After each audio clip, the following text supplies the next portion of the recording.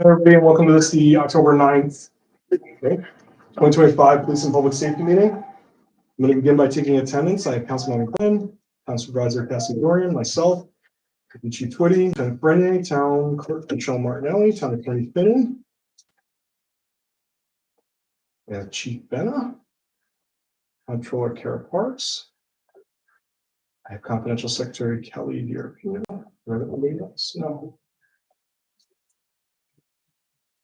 To begin off, we're going to need a motion to accept the September 4th, 2025 meeting minutes. So I have a motion.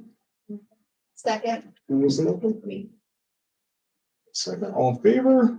Aye. Any opposed? And that passes. Under operations, we still have going a dangerous dog agreement we talked about at a previous meeting, Montgomery County SPCA, with regards to continuing our contract that we need by law with them. I'm waiting to hear back from their director about sort of the next steps forward because it's obviously going to have potential budget implications. So I'm waiting on more information on that. Also under operations, we have the LPR DOT law enforcement agreement. This was something that we talked about last meeting. It was sort of a carryover that we just need to put on for resolution for this month. Just to remind folks, this is us giving an agreement with DOT because we're putting the LPR cameras in their right of way, that we're not going to take the information and essentially sell it or distribute it for non-law enforcement purposes. I put on for this meeting because it's that time of year again, the leaves are falling. This is a reminder, all night parking for the town NIST unit is in town code. The parking of vehicles is hereby prohibited on all highways within the town between 3 a.m. and 6 a.m. from November 1st to April 1st. We'll be putting out reminders as we near the November 1st mark. We just want to remind residents that this is something that we do enforce. It helps clear the streets, particularly for leaf pickup. And also for snow and any sort of emergencies that we may have with snowbanks and things like that. We need as much space to get our big vehicles, including the fire departments, through. Also under operations, e-bikes, we just want to touch on it real quick. We had spoken about it at a different meeting. We've been working with the school district to try to educate our student population inside of our community regarding this. Just so that we're clear, if you're under the age of 16, you're not legally allowed to ride an e-bike or e-scooter on any road. This is something that we've been addressing. There are different regulations. I'm not going to read them all. It gets complex when you get into sort of the different classes of e-bikes with regards to how fast they go, what roads you can ride them on. We have engaged multiple times Complete Streets with regards to looking to further regulate this with a town ordinance to include helmet wearing and things of that nature. But just as a reminder, again, parents, we're coming up on the holidays. Really do your homework. And if you need assistance, please contact us to help guide your decision-making process, because a lot of times we're buying them because we can just go anywhere and buy them. And we don't realize that, first of all, they're not all safe and age appropriate, but secondly, they're not legal. As a point of consideration, the only enforcement mechanism that we actually have is it has to be within the sight of the guardian, and the guardian would get the ticket should it be somebody under the age of 16 for an enforcement mechanism. So when people say, well, why aren't you doing anything about this? It's like, well, they're up at Starbucks, their parents are somewhere else, and there is no mechanism for us to have any enforcement other than we can escort them home and get them on their way. And we've done things like that with some aggressive e-bike riding or dangerous e-bike riding. Okay, But that's what I was thinking. generally speaking, it's more just the education getting out there. I did speak with the superintendent of the school district. It appears as though they had a couple instances in the first week alone. I think actually the first 2 days with some on their middle school campuses. So they were talking about banning students riding them for middle school because nobody is going to be 16 or over at middle school, and also the elementary schools because they don't want our students to be operating them first and foremost against law, but secondly to keep them safe, right? So. Under fleet and equipment, our 620 and 621 are completed and are in service. Folks have asked us, they're seeing the Traffic and Community Engagement Division Charger and also the Ram out there. It's a different look for us, right? It's something that looks a little bit different, that is less conspicuous, so we can go out and really do some enforcement and engagement in traffic.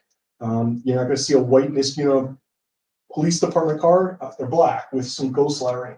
So just be cognizant of that, but they are up and running. Thank you to Lieutenant Todd Frenney. He worked through this whole process. He has an incredible spreadsheet that I'm using to voucher the grants as we speak, but they're in service. So if you see them out there, they are us. It is the Niskuna Police Department. It does say Niskuna Police Department across the side of it, which is very clear, even though it's sort of a ghost writing. But we're out there doing the work with those. Also under fleet and equipment, our 602 is currently being upfitted through Bearcon. This is a replacement vehicle on our annual rotation of vehicles. We try to at least decommission two and put two new into the patrol division per year based upon the mileage and the usage. Hopefully that's going to be done in the next couple weeks or so. Yeah. Under building, we talked about rekeying the doors for our police department as part of accreditation to make sure that we have full compliance with that. We did get a quote from Wolf. It was approximately $2,428.75. I did send an email back stating we did want to replace those locks, and we're going to be doing that hopefully in the next couple of weeks. I haven't heard back from them yet. Under training, Officer Breslin is attending the Crisis Negotiator School currently from the 6th through the 10th at the New York State Preparedness Training Center in Oriskany, New York. The Deputy Chief and I have attended a similar training prior, not at this location, but it's at advanced level, almost crisis hostage negotiator school. Gives one of our officers an extreme level of skill set to be able to really de-escalate situations and work with people that are in crisis, potentially barricaded, things of that nature. Also under training, myself and Sergeant Morrow, we just finished, we attended the Force Science Realistic De-Escalation Instructor course at Zone 5. This was an amazing course. I've always wanted to attend a Force Science course in general. It really looks at the science behind people in crisis, sort of identifying where they're at and using the proper mechanisms to be able to de-escalate them and get them to the resources that we need them to go to, using the most minimal amount of force as necessary. And we're going to be looking to hopefully roll out some of this training because it's an instructor level course, possibly next year, and rolling it into some scenarios with not only our firearms training, but our less lethal options as well. I didn't have anything specifically under citizen correspondence. Under town events, we have Coffee with the Cop, the third Tuesday monthly at the Senior Center with myself. Please come down. I keep cheering that on. It's a great time for everybody that comes down. We have the Mohawk Hudson Marathon this weekend that the Deputy Chief is working on with the Runners Club, and the town attorney was working on as well. That's going to impact a little bit of traffic for a short, brief amount of time over on Aqueduct Road. But then they're quickly onto the pass. The biggest thing, if there are any folks that like to come down and cheer our runners on, we ask that please make sure that you're parking legally, not blocking roadways, not pulling onto our park grasses. And there's always alternative locations to cheer on your runners that are actually in Colony or into Albany. So you don't necessarily need to dump into Niskuna. They're spaced out a little bit more. And all of that is on the Mohawk Runners Club website where there's different locations on it. Also under town events, we have the Niskuna High School Craft Fair, which is October 25th from 10 to 3 p.m. That same day from 10 to 2, we have Drug Take Back Day here at Town Hall. This year, Detective Munger is going to be taking the torch from Deputy Chief Twitty and learning the ropes to take over that event. That's going to be a good event. So please bring any unused or unwanted prescription medications, please. No needles. We don't take needles. You can deposit those at your local hospital.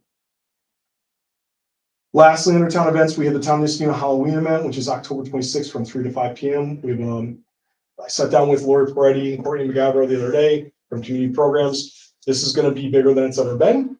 We're going to see how it goes because it is going to be quite large. There's going to be a lot of events going on in the greens with regards to a DJ and some different vendors that are going to be there. But we at the PD, we are going to continue to have our haunted PD visit from our kids coming in costume, and we'll have some treats to hand out to them and try to keep it not so spooky, but spooky enough that they want to keep coming. So we look forward to seeing everybody there October 26th from 3 to 5 p.m. Under town clerk, we still have ongoing the conversation about food trucks and the language on that. Michelle, did you want to add anything to that or discuss No, I don't that? know how much. No, I think that's just still ongoing. We're looking at language. And then under background check fees, Michelle asked that we sort of highlight that. I think that's something that maybe we need to get on sooner rather than later to make sure that we're charging the appropriate amount. At least by the end of the year, I would ask. Okay. I don't know if there's any. Change. That's for door-to-door vendors. Yes.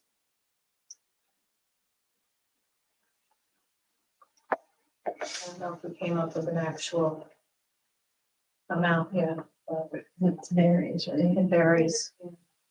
I mean, can't we just make them pay for whatever it is? Well, we need to get it up front. So we don't know what it is until it's work. A better way. I feel like every Mhm. organization I talk to has the same person.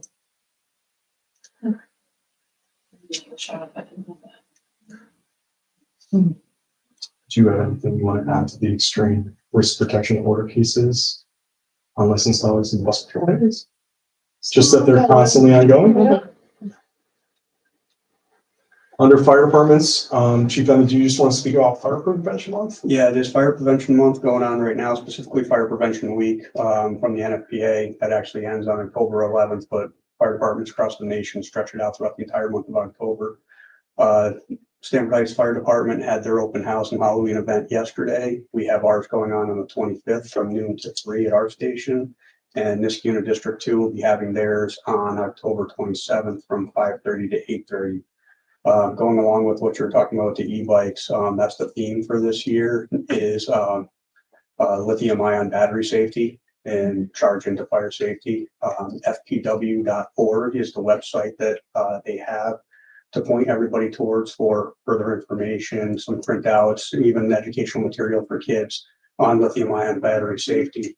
So it is important to get it out there because these are extremely dangerous if not used properly, charged properly. We don't have a UL listed device. So we can get into more detail on that if anybody wants to offline here. But that's what we're pushing the message across to all the kids and everybody who come across during October.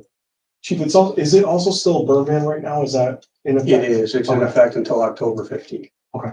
So That's good to know. I know a lot of folks like to have those outdoor fires during the fall time because it's beautiful outside, but yes, it's still, even though we have the rain, it's still pretty dry out and there's a lot of leaves, things like that. statewide burn ban until October 15th. But if you have a proper fireplace, you're still allowed to burn in those as long as it's 25 feet away from your home. You've got an extinguishing medium, and it's no larger than 2 foot by 3 foot. So you still are allowed to do that. It's a proper container. Just Okay. no regular, local building campfire in the woods type of thing. That's what's really they're going against. And no brush burning, no leaf burning, anything of that nature. Makes sense. Yeah, I can smell it. You go out on the weekend, you're like. Mm-hmm. Under school district, it's actually tomorrow, myself and Laura Robertson are gonna meet with Matt Leon from the district. Just an ongoing conversation on how we can continue to work with our district through their construction projects and sort of longer term planning with regards to Vandenberg and Hillside for pedestrian concerns. This has been something we've been talking about for a while. We've brought up in past meetings, but we're meeting tomorrow. The district recently hired it sounds like a security, I don't know the exact title, but a supervisor of security position to oversee sort of all of these other security positions that they now have awesome throughout the district. And we're going to meet that individual as well. And they're going to be a part of that discussion. So we look forward to having that and seeing how we can work with the district to make it safer for our students and parents to cross. Under personnel, we have that officer, James Spencer has completed FTO. It's awesome news. He's currently assigned to the B-line shift, and all indications are he's coming along very well. Under other, I still have the town of Niskuna event application and town code for road closures. I know we've been working on that. We're going to try to button that up and hopefully get that going in the next month or two to get that out, maybe for a change for public hearing. Yeah, I know you had a lot of great comments on it too. And we wanted to go through Kevin, who is the newer building department. Mhm. He does the fire safety as well. So we're gonna try to button it up with all the comments. We're sort of stealing language from other people, so that's helpful. Did anybody have anything else?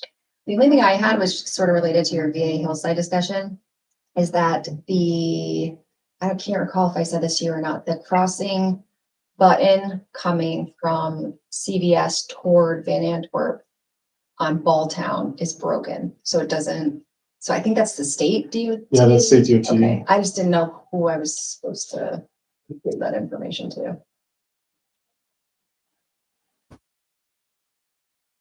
I think it works on the other side, so it must be just the button there.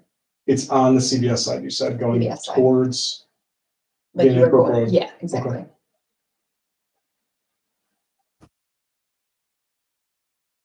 the only resolution I had on was the LPR DOT law enforcement agreement that we need to do. Did anyone have anything else?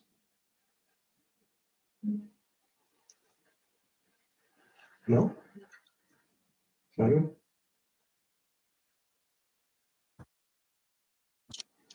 With that, I'm gonna ask for a motion to adjourn.